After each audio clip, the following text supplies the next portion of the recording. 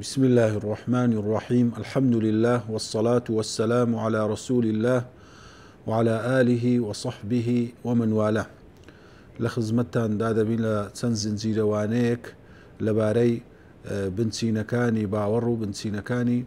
إسلام ديارة باور هينان تن بايو ركن بنسينيشي هي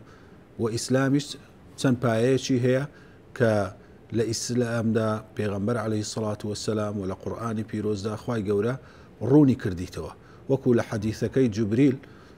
سلام إخواي لسر بيتن كديت لاي پیغمبر عليه الصلاة والسلام ليدا برسيتن ما الإيمان إيمان سيا نفرمي الإيمان أن تؤمن بالله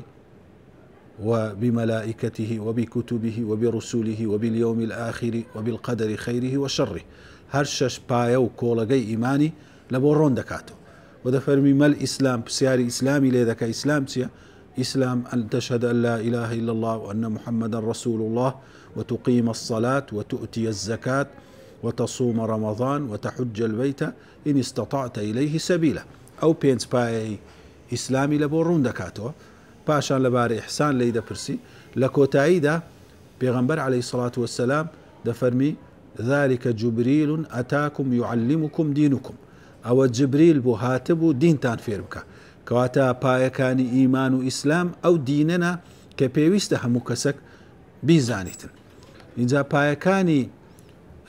إيمان ديارك أو كولغي كإيماني لسردام مزرعي يكم شت إيمان بالله سبحانه وتعالى لخزمة تادبين إيمان بخدا سبحانه وتعالى لتار توري سرچي باز دكي إيمان بخدا سبحانه وتعالى تار توري سرچي لخودقري كيكمينيان الإيمان بوجوده إيمان بويك أو خدا سبحانه وتعالى موجودة وهي طبعا أو إيمان هنانا شتشي فطرية إنسان بخوي ديزاني وهمو شتك لو مخلوقاتي بلغي لسر وجود إخوائي سبحانه وتعالى لو لم يجوي إنسانية أو كم بيوستي بويبو كوا پیغمبران عليهم الصلاة والسلام مناقشة وبلغي لبو بهين إنه يان لكتابة كان إخوائي قورا بلغي لبو بهين دريتوا بلام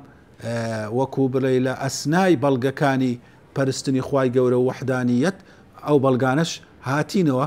لبروي هموشتك لك بتسوكترين ذرة تا قورتريني لو مخلوقاتي أو إنسانة أو قصة كردني أو هاتنو تسوني هموي بلغي لسر وجود إخوائي سبحانه وتعالى لو إنكاري كردني شتيشي زور زحمد بوا بلام لو سردمي ككسانك أو عند أهلي عناد أو عند أهلي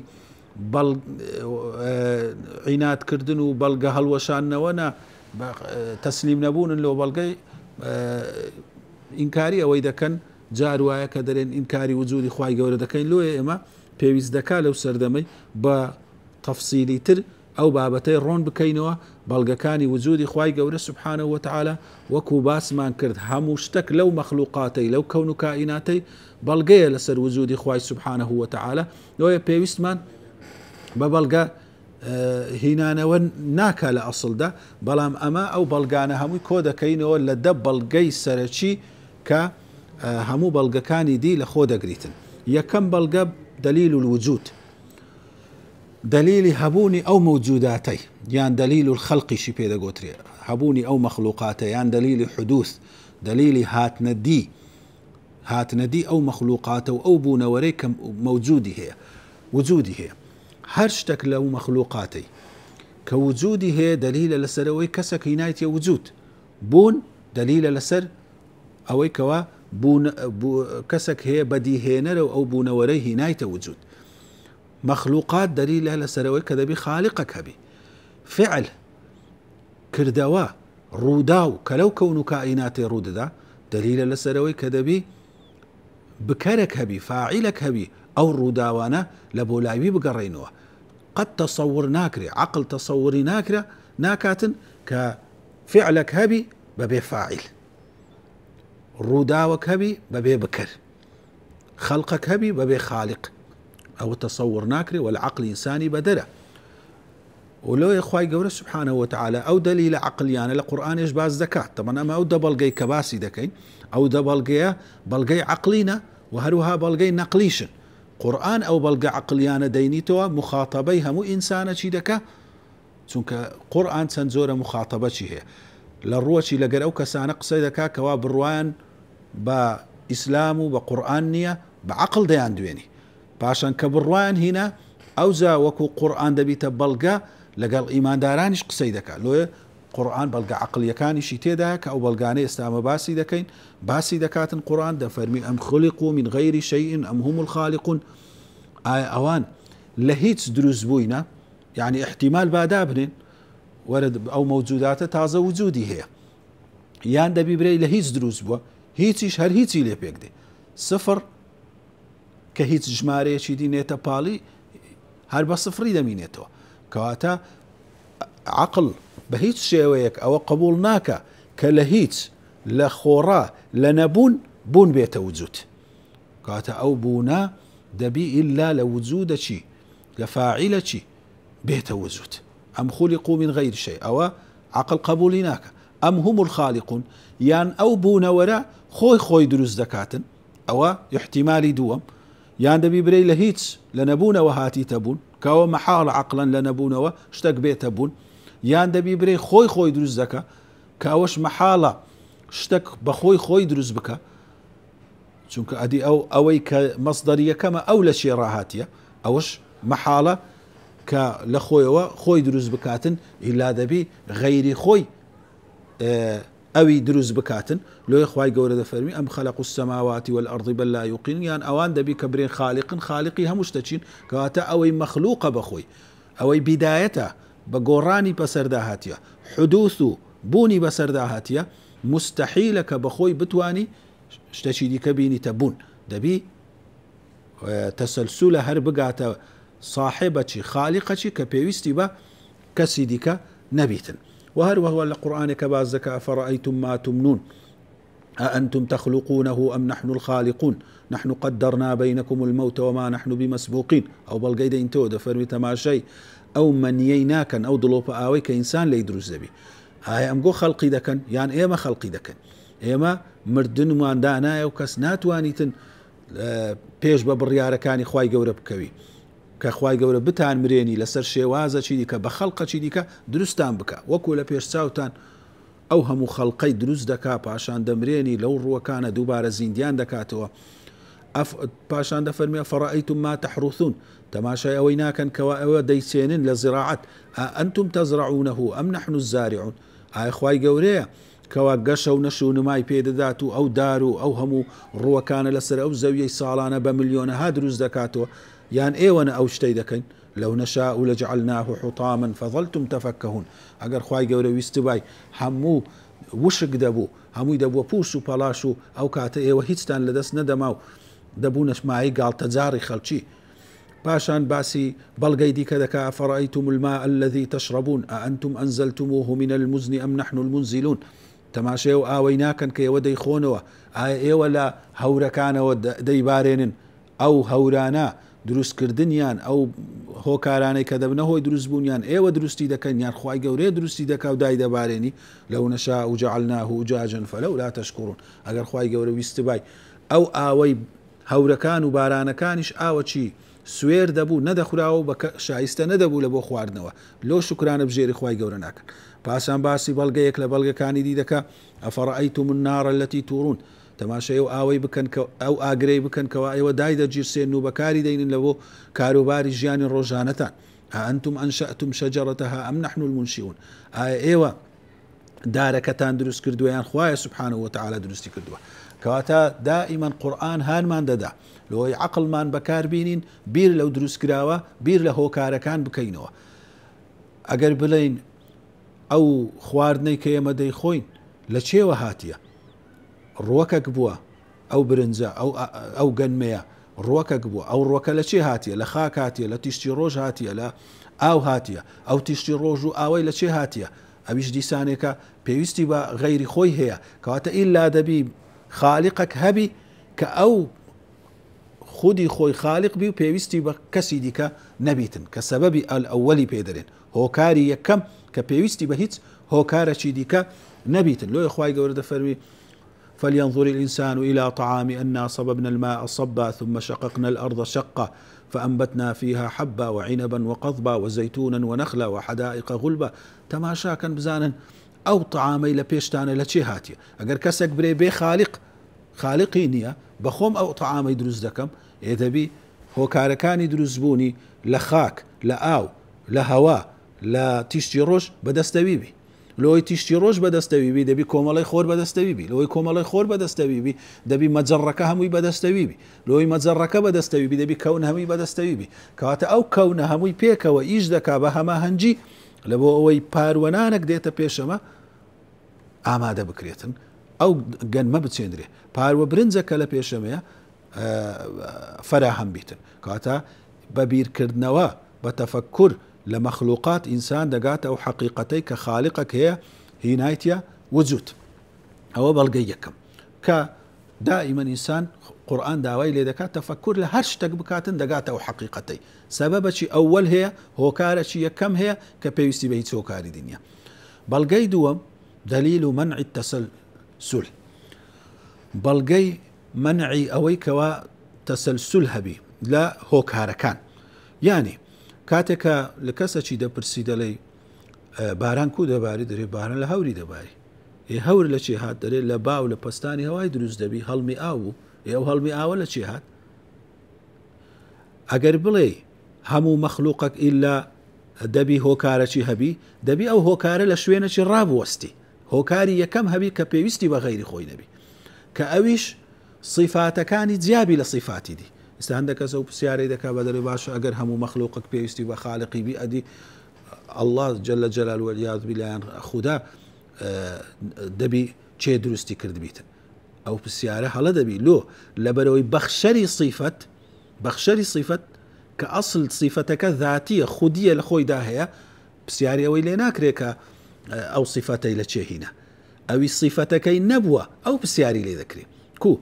ئەگەر شتێک ئاو بیبرێ چۆن شیرنی دەکەی دەرێ شیرنی تێ دەکەی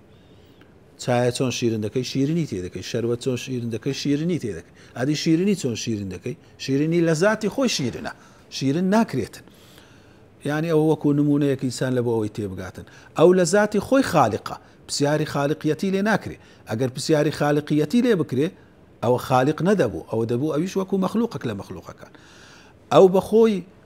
ئەگەر گۆڕانکاری بەسەر بێ پرسیاری ئەوەی لێ دەکرێت چێ گۆڕانکاری بەسەر هینایە بەڵام دەبی زاتەکی ئەوەل هەبی کە گۆڕانکاری بەسەر نێ ئەگەر نادەبیتە مالا نیهایە هەر ئەو پێویستی بەویە ئەو پێویستی پێویە مالا نیهایەش خلاص نەدەبوو و ئەو مەوجوداتە ئەو کاتی وجودی نەدەبوو وەکو ئەوەی نمونەی لە ناو جەیشێکی سوپایەکی لە بۆ ئەوەی ئەمری فەرمانی تەقەکردن بکرێ لە نزمترین پلەی کە مەسەلەن سەربازەکە سەرباز پێویستە بگەڕێتەوە لە بۆ پلەی سەروی خۆی مەسەلەن زابت لە بۆ نەقیبی ئەو پلانە هەیە تەقە بکەم دەرێ لەو سەروی خۆم دەگەڕێمەوە سەروی خۆی دەرێت تەقە بکەم لەو سەروی خۆم دەگەڕێمەوە دەبی لە کۆتاییدا یەکێک هەبی لۆ سەروی خۆی نەگەڕێتەوە کە پێی دەرێن فەرماندەی گشتی هێزە چەکدارەکان ئەو فەرماندەکە بە تەقەکردن لۆ سەروی خۆشی ناگەڕێتەوە چونکە ئەگەرنە ئەو تەسەلسولە مالانی هایە بیتن قەت فەرمانی تەقەکردنەکە ڕووی نەدەدا مالانی هایبی فەرمانی تەقەکردن ڕووی نەدەدا ئەو مەوجوداتە ئەگەر بیشوب هێنین بە تەقەکردنەکەی ئەگەر سەبەبەکەی مالانی هایە بە مەوجوداتەکە وجودی نەدەبوو دوێ دەبی زاتەک هەر هەبی کەوە ئەو یەکەم جار بڕیارەی خالقیەتیدایە صیفاتی خالقیەتیش ذاتی بووە و هەمیشەیی لە خۆیدا هەبووە ئەوە دلیلی منعی تەسەلسولی پێدرێت دلیلی سێم دلیلی البیدایە هەر شتێک لە مەخلوقات هەیە بەچ لە خالقی جیا دەکرێتەوە بەوەی کە بیدایەتی هەیە خالق منعە مستحیلە کە بیدایەتی هەبی ئەمە لەو زاتەی دەپێچینەوە کە دەستپێکی هەموو دەستپێکەکانە لەو کەون و کائیناتەی هەموو شتێک هەرچەند تەمەنی گەورە بی یان بچووک بی سەرەتایەکی هەیە دەی دەست پێ دەکا و کۆتاییەکی هەیە تەمەنەکەی کۆتایی پێدێ اینجا ئەستێرەکانمان هەیە بە ملیارەها ساڵ تەمەنیان هەبی یان بەکتریایەک کە بە چەند چرکەیەک تەمەنی هەبی گرنگ هەمووی تەمەنی هەیە سەرەتایەکی هەیە گۆڕانکاری بەسەر دێ کۆتایی دەبیتن ئەوە چت پێ دەرێ زاتەک دەبی هەبی خاوەن قووەت و هێزەک دەبی هەبی کە سەرەتای نییە ئەو سەرەتای هەموو سەرەتایەکان دەست پێ دەکا کە گۆڕانکاری بەسەر نایە ئەو هەموو گۆڕانەکان لەوی دەست پێ دەکات یان هەندێک لە زانایان بەوەی تعبیری لێ دەکەن دلیلی حرەکە دەرێن هەموو شتێک لەو کەون و کائیناتەی لە جوولەدایە دەبی زاتێک هەبی خاوەن هێزێک هەبی کە جوولە ببەخشی بەو هێزانە وە کەسی دیش نەتوانی ئەوی بجوولێنیتن ئەو لە ذاتی خۆی جوولە بە هەموو شتێک بێخی خاوەن ئەو قووەتە بی کەوا ئەوە دلیلی حرەکەی پێدەرێن واتە ئەو دلیلی ئەوەی کە هەموو شتێک دەست پێچی هەیە لە قورئانیش ئاماژە پێدەدا فەرمی قل هل من شركائكم من يبدأ الخلق ثم يعيد ئایا ئەو هاو بەشانێک کە بێزگە لە خوای گەورە دەیپەرستن کەسیان هەیە کەوە ئەو مەخلوقاتە لە سەرەتاوە لەوی دەست پێ کردی قل الله يبدأ الخلق ثم يعيد هەر الله سبحانه وتعالى سەرەتای خەلق لەوەوە دەست پێ دەکا وەلو لایویش دەگەڕێنەوە ولا ئاەتی دیدە فەرمی قل سيروا في الأرض فانظروا كيف بدأ الخلق بگەڕێن لەو زەویەی بیر لەوەی بکەنەوە ئەو مەخلوقاتت چۆن دەستی پێ کرد هەمووی هەر سەبەبە بەڵام ئەو سەبەبە سەرەتایەکەی لە چێوە دەستی پێ کرد دلیلی چارەم دلیل التەسویە دلیلی ڕێککاری تەسویە لە زمانی عەرەبی ئەوەیە کە شتێک بە ڕێک و پێچی ڕێک بکرێتن بە قۆناغ بە قۆناغ کە خوای گەورە دەفەرمی سەبح اسم ربك الأعلى الذي خلق ئەو مەخلوقاتی دروست کرد فسەوا و ڕێکیشی کردیە ڕێککردن بەواتای شتێک وا لێ بکەی کە بەو ئەرکەی هەڵبستی مەسا تو دەچێ لای بەرگ دووریوەچی داوای ئەوەی لێک دەکەی جلکەکە لە بۆ دروستکە ئەو جلکەیە لە بۆ ئەوەی لە بۆ قیافەی ئەو کەسەی گونجاو بیت و بەپێی مواسەفاتی ئەو کەسەی بی لە سەرەتاوە بەرگ دووریوەکە دەزانیتن بە چ قیاسێک دەبی بیبڕی لە یەکەم مەقەس لێدان کە ئەو قوماشەی دەبڕی چەندین هەنگاوی دی کە بەسەردادێ و دەیکاتە پارچە و پارچەکان دەدووری کۆتاییەکەی لێ دیارە کە کۆتاییەکەی ڕێکی دەکات و گونجاو بیتن لە بۆ ئەو کەسەی کە لەبەری بکاتن کەواتە ئەو خودایە سبحانه وتعالى ئەو زەویەی دروست کردیە بە ڕێکی دروست کردیە دەفەرمێ رفع سمكها فسواها زەوی ڕێک کردیە بەرگە هەوایەکانی ڕێک کردیە ئەگەر ملیۆن ساڵی بەسەردابێ بە هەزاران و بە ملیۆنان قۆناغ ئەو زەوی ئەو های لێ هاتبی لە سەرەتاوە خوای گەورە سبحانه وتعالى هەمووی بە بەرنامە بووە نەک ئەوانەی کە دەرێن سوودفە و لە خۆڕا ئەو قۆناغی لێ هاتی دەدی چونکە لەو نموناگەر ئینسان لە دڵۆپە ئاوێکەوە بەڕێکی بە قۆناغبەندی خالیقەک بە مەبەست قۆناغ بە قۆناغی بەسەر نەهی نابی تا ئینسانەکی ڕێکی لێ دروست دەبی ئەو ئینسانە دروست نەودەبوو لە یەک لە قۆناغەکان ناڕێکی هەبە ئەو نەتیجەیە دروست نەدەبوو هەروەکو چۆن بەرگ درووەکە لە یەک لە قۆناغەکان مەقەسەکی غەڵەت لێدا و بڕینەکی غەڵەت بکە ئەو قاتەیە و ئەو جلکە بەبەر ئەو کەسەی نەدەبوو سەقەت دروست دەبوو کەواتە ئەو قۆناغبەندیە نیشانەی ئەوەیە زاتێک هەیە کە دەیجوولێنی بەو پەڕی ئینتیزام و ڕێک و پێچیەوە مەبەستی ئەوەیە دەربچیتن و کە دەفەرمێ ثم كان علقة فخلق فسوى دلیلی پێنجەم دلیلی تەقدیر دلیلی تەقدیر ئەوەیە کە خوای گەورە هەموو شتێکی بە ئەندازە دروست کردووە بە قەدەر دروست کردووە حەدەچی دایتێ وەکو دەفەرمی والذی قەدەڕ فهەدە خوای گەورە هەموو شتێکی کە خەڵق کردیە تەقدیری دایتێ یان دەفەرمی من نطفة خلقه فقدر لە نوتفەچی ئەو ئینسانەی دروست کردیە و خەڵقی کردیە پاشان ئەندازەی لە بۆ دانایە یانی چی ینی ئەندازەی دووری مانگ لە زەوی ئەندازەکە ئەو کەون و کائیناتە هێزی چێشکردنی حەدەچی هەیە ئەندازەچی هەیە چار هێزی سەرەکی هەیە ئەو هێزانەکە ئەو کەونە هەموو بەڕێوە دەبن هێزی چێشکردن هێزی ناوەچی گەورە هێزی ناوەچی بچووک هێزی کارۆمگناتیزی هەمووی بە ڕقەمەکی دیاری کراوە بە ئەندازەکی دیاری کراوە ئەگەر لەو ئەندازەیە زیاتر یان کەمتر بە گەردیلەکانی ئەو کەونەی وەهانە دەبوون کەەوە ئەو مەخلوقاتی لێ پێک بێ دێ لاشەی ئینسان لاشەی زیندەوەران ڕێژەی چەوری ڕێژەی هۆرمۆنات ڕێژەی پۆتاسیۆم ڕێژەی ئاسن هەموو ئەو ڕێژەی مادانەی تێدا هەمووی بەو پەڕی تەقدیرە بەو پەڕی ئەندازەیە لەو ئەندازەیە زیاتر بی کەمتر بی وەزیفەکان و ئەرکەکانی ئەو لاشەیە تێک دەچیتن ئەو ئینسانە تووشی نەخۆشی دەبی ئەرکەکانی ئەندامەکانی لاشەی بە تەواوی جێبەجێ نابیتن ئەوەش هەموو بەڵگەیە لەسەرەوەی خالیقەک بە مەبەست ویستیەتێکەوە لەو ئەندازەی بیپارێزی و ئەگەر خالیقەک نەبە ئەوە نەدەپارازرە حتا ڕێژەی ئەو مەخلوقاتە هەمووی بەو پەڕی تەقدیرە نمونە ئەو زیندەوەرانە بە ئەندازەک هەنە لەوەی زیاتر بن تێک دەچن ئەو ڕووەکە بە ئەندازەکەی هەتا دەڵێ ئەگەر مێشەچی نێر و مێ هەبیتن لۆ ماوەی 5 ساڵ زاوزێ ئەوەندە زۆر دەکەن ئەگەر نەمرن بەقەدەر 5 سانتیمەتر هەموو سەرزەوی دەبیتە مێش بەڵام خوای گەورە ئەندازەی لە بۆ دانایە ناتوانی لەوەی زیاتر ببی کەواتە ئەوە بەڵگەیە لەسەر بەڵگەکانی وجودی خوای گەورە وصلى الله على نبينا محمد وعلى آله وصحبه وسلم.